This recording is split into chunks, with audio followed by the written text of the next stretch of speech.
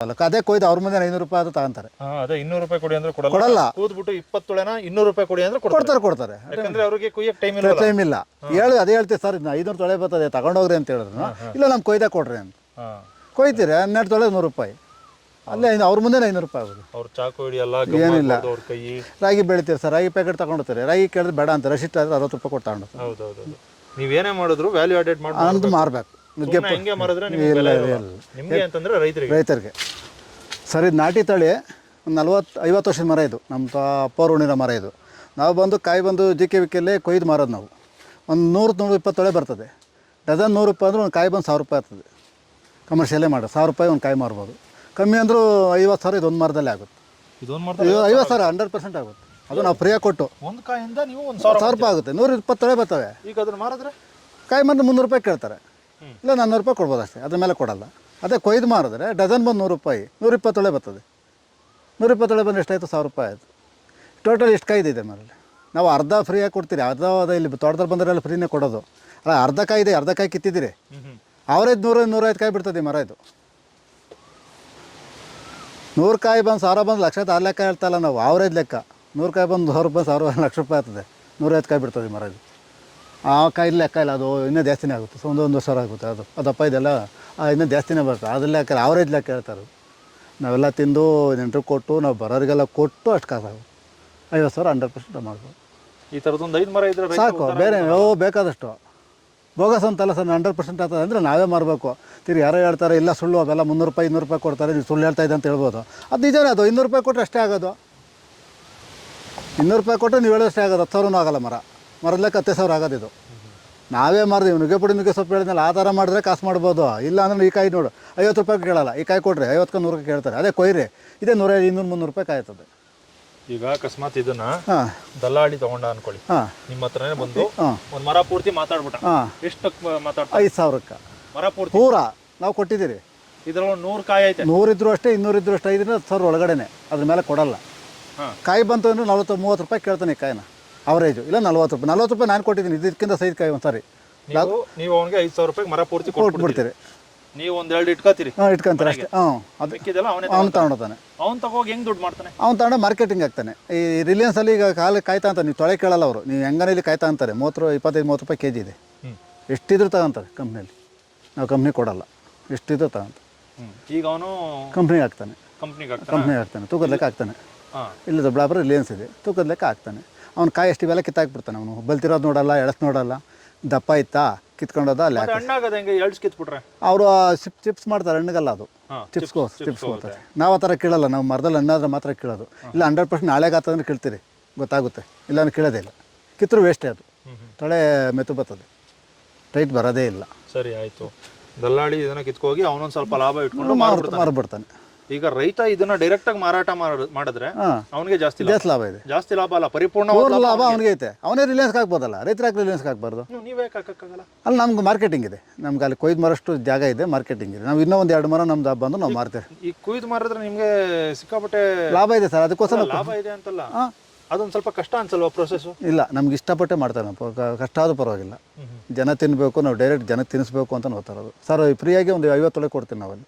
ನೀವು ತಗೊಳ್ಳಿ ಬಿಡಲಿ. ಅವ್ರು ತಿಂದ ಮೇಲೆ ತೊಳೆ ತಗೊಳೋದು. JKVK ಒಂದು ಸರಿ ಬನ್ನಿರಿ, ಬೇಕಾದ್ರೆ ವಿಡಿಯೋ ಮಾಡೋಂಗಿದ್ದಾರೆ. ಬಂದು ಒಂದು ತೊಳೆ ನೋಡ್ರಿ. ಅಲ್ಲಿ ಕೊಯ್ದೆ ಮಾರೋದು. ಪ್ರತಿಯೊಂದು ನಾವು ಯಾರು ಕಾಯಿ ಕೊಡಲ್ಲ. ಇನ್ನೊಂದು ಏನಾಗುತ್ತೆ, ಕಾಯಿ ಕೊಡ್ತೀರಿ ಅಂದ್ಕೊಳ್ರಿ, ಕಾಯಿ ಹೆಂಗಿರುತ್ತೋ ಏನೋ ನಮಗೂ ಡೌಟು. ಅವ್ರು ತಗೊಂಡೋಗ್ತಾರೆ ಮನೆಗೆ, ಸರ್ ಕಾಯಿ ಸರಿ ಇಲ್ಲ ಅಂತಾರೆ. ಪಾಳಿಸ್ಬಿಟ್ಟು ಕೊಟ್ಬಿಟ್ರೆ ಸರಿ. ಈಗ ಈ ಒಂದು ಮರದಲ್ಲಿ ಎಳ್ಸೆ ಯಾವುದು, ಹಣ್ಣಿಗೆ ರೆಡಿ ಆಗಿರೋದು ಯಾವುದು, ಕಂಡುಹಿಡಿಯೋದು ಸರ್? ಇದು ನೋಡಿ, ಇಲ್ಲಿ ಪಟ್ಟೆ ಇದೆಯಲ್ಲ, ನೋಡಿ ತಗೊಳ್ರಿ. ಈ ಥರ ಟೈಟ್ ಬರ್ತದೆ. ಈ ಗುಳ್ಳೆ ಇದೆಯಲ್ಲ, ಇನ್ನು ನೈಸ್ ಬರ್ತದೆ, ಅಗಲ ಬರ್ತದೆ. ಇದು ರೆಡಿ ಇದೆ. ಇನ್ನೊಂದು ವಾರದಲ್ಲಿ ಆಗುತ್ತೆ. ರೆಡಿ ಇದೆಯಾ? ರೆಡಿ ಇದೆ. ಇನ್ನೊಂದು ವಾರ, 4-5 ದಿನದಲ್ಲಿ ಹಣ್ಣಾಗುತ್ತೆ. ಇದು ಹೆಂಗೆ ಅರ್ಥ ಮಾಡ್ಕೊಂಡ್ರಿ? ಇಲ್ಲಿ ಪಟ್ಟೆ ಇದೆ ನೋಡಿ, ಅಗಲ ಇದೆಯಲ್ಲ ಇಲ್ಲಿ. ಆ ಥರ ಅಗಲ ಬರ್ತದೆ. ಇಲ್ಲಿ ರೌಂಡ್ ಒಳಗಡೆ ಇದು ನೋಡು, ಇನ್ನು ಮುಳ್ಳಿದೆ. ಇದು ಕಾಯಿ ಲೇಟು. ಈ ಥರ ಪಟ್ಟೆ ಇರಬೇಕು. ನೈಸ್ ಬರ್ತದೆ. ಹಣ್ಣು ದಪ್ಪ ಬರ್ತದೆ. ನೈಸ್ ಪಾಕ್ ಬಂದ್ರೆ ನೈಸ್ ಬರ್ತದೆ. ಸರಿ, ಇದು ಬಲ್ತಿದೆ. ಇದು ಹಾರ್ವೆಸ್ಟಿಂಗ್ ಯೋಗ್ಯ. ಇದಿಲ್ಲ ನೋಡಿ, ಇದು ಬೇಕಾದ್ರೆ ಮುಳ್ಳು ತಗೊಳ್ರಿ. ಇದನ್ನ ಒಂದು 20 ದಿನ ಬರಬೇಕು. ಇದಿಲ್ಲ, ಮುಳ್ಳಿದೆ ನೋಡಿ. ಇದು ನೈಸ್ ಇಲ್ಲ. ಇದಕ್ಕೆ ಇದಕ್ಕೆ ನೋಡಿ, ನೀವು ಡಿಫ್ರೆನ್ಸ್ ಗೊತ್ತಾಗುತ್ತೆ. ಥರ ಮುಳ್ಳು ಥರ ಬರ್ತದೆ. ನೈಸ್ ಬಂದಿಲ್ಲ. ಇದು ಅದು ಥರ ಬಂದಿದೆ. ಮತ್ತು ರೌಂಡ್ ಇಲ್ಲ. ಅದು ಇರಬೇಕು. ಇನ್ನು ಅದು 20 ದಿನ ಮೇಲೆ ಬೇಕದು. ಇಲ್ಲ ರೌಂಡ್ ಇದು ಇಲ್ಲ. ಇಲ್ಲ ಮುಳ್ಳು ಥರ ನೋಡಿ, ಇದು ರೌಂಡ್ ಇದೆ. ರೌಂಡ್ ಇದೆ ಹಾಂ, ಮತ್ತೆ ಬ್ರೌನ್ ಕಲರ್. ಬ್ರೌನ್ ಬರ್ತದೆ. ಹಾಂ, ಕಲರ್ ಪಟ್ಟೆ ಹಾಂ ಸೀತಾಫಲ ಪಟ್ಟೆ ಹೆಂಗೆ ಹೊಡಿತದೆ ನೋಡ್ರಿ, ಅದೇ ಐಡಿಯಾ ನಮ್ಗೆ. ಓಕೆ. ಇನ್ನು ಯಾವುದು ಬಂದಿಲ್ಲ, ಅದು ಯಾವುದು ಕೇಳೋದು ಇಲ್ಲ ಬಿಡ್ರಿ. ಈ ರೆಂಬೆಲ್ ಮಾತ್ರ ನೋಡಿ, ಅವೆಲ್ಲ ಇನ್ನೆಲ್ಲ ಇದು ಬಂದಿಲ್ಲ. ಇಲ್ಲ ಇಲ್ಲ ಅದು ಇಲ್ಲ. ನಾನು ಕಲ್ತ್ಕೊಂಡೆ. ನಿಂಗೆ ಕಲ್ತಾ ಇದ್ದು ಗೊತ್ತಾಯ್ತು. ಅಷ್ಟೇ. ಇದಾಗಿಲ್ಲ. ಆಗಿಲ್ಲ. ಇದಾಗಿದೆ. ಆಗಿದೆ, ಅದಾಗಿದೆ ಇನ್ನು 2-3 ದಿನ 2-3 ದಿನ ಅಷ್ಟೇ. ಹಾಂ, ಇದು ಆಗಿದೆ. ಆಗಿದೆ, ಇದು ಆಗಿದೆ. ಇದು ಒಂದು ವಾರದೊಳಗಡೆ ಆಗಿದೆ. ಇದು ಆಗಿದೆಯಲ್ಲ. ಹಾಂ, ಆಗಿದೆ. ಹಂಗೆ ಗೊತ್ತಾಗೋದು ಇದು ಇನ್ನೊಂದು 3-4 ದಿನ.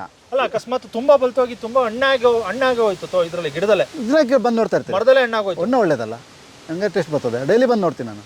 ಇದು ತುಂಬಾ ಹಣ್ಣಾದ್ರೆ ತುಂಬಾ ಚೆನ್ನಾಗಿರಲ್ಲ. ಅಲ್ಲ ಸರ್, ಡೈಲಿ ಇವತ್ತು ತಿನ್ಬೋದು. ನಾನು ಇವತ್ತು ಬೆಳಗ್ಗೆ ನೋಡಿದ್ದೀನಿ. ಈಗ ಇದನ್ನ ತೆಗಿಬೋದಾ, ಕಟ್ ಮಾಡ್ಬೋದಾ? ಕಟ್ ಮಾಡ್ಬೋದು. ಈಗ ಕಟ್ ಮಾಡೋಕ್ಕಾಗಲ್ಲ, ನಾಳೆ ನಾಡ್ದು ಹಣ್ಣಾಗಿಲ್ಲ ಅದು. ಇಲ್ಲ ಸರ್ ಆಗಿದೆಯಲ್ಲ, ಸೌಂಡ್ ಬರ್ಬೇಕು ಸರ್. ಅದು ಡುಬ್ ಅಂತ ಸೌಂಡ್ ಬರ್ತದೆ. ಅದು ಮೋಸ್ಟ್ಲಿ ಅವೇನು ಆಗೋಗುತ್ತೆ. ಇದು ಸೌಂಡ್ ಬಂದಿದೆ. ಇಲ್ಲ ಇನ್ನು ಮೆತ್ತು ಬೇರೆ ಸೌಂಡೇ ಬೇರೆ ಇಲ್ಲ. ಕೊಯ್ತು ಕೊಟ್ಬಿಡ್ತಾ ಇದ್ದೇನೆ, ಸೌಂಡೇ ಬೇರೆ ಬರ್ತದೆ. ಹಣ್ಣಿಲ್ಲ ಅದು. ಅಂದರೆ ಒಂದು 2-3 ದಿನ ಬರ್ತದೆ ಅಷ್ಟೇ. ಒಂದು 3 ದಿನ ಬೇಕು. ಅಂದ್ರೆ ಇಡಬೇಕು ಮನೆ ಇಡಬೇಕು. ಇಲ್ಲ, ಹಣ್ಣಾಗುತ್ತೆ ಮರದಲ್ಲೇ. ಡೈಲಿ ಬಂದು ನೋಡ್ತೀವಿ ನಾವು. ಮರದಲ್ಲೇ ಹಣ್ಣಾಗುತ್ತೆ. ಅಕಸ್ಮಾತ್ ಈಗ ಕಿತ್ತರುವೆ ಹಣ್ಣಾಗುತ್ತೆ. ದಿನ ಮನೇಲಿ ತಗೊಂಡೋದ್ರೆ 2-3 ದಿನ ಹಣ್ಣಾಗುತ್ತೆ ನಿಮ್ಗೆ. ಗಮ್ಮನ್ನುತ್ತೆ ಕೊಯ್ಕೊಂಡು ಅವಾಗ ಕೊಯ್ಯೋ ಸ್ಥಿತಿಲಿ ಇದೆ ಇದು ಅಂತ. 3 ದಿನ ಹೈ ಕ್ಲಾಸಾಗಿ ಹಣ್ಣಾಗುತ್ತೆ. ಓಕೆ.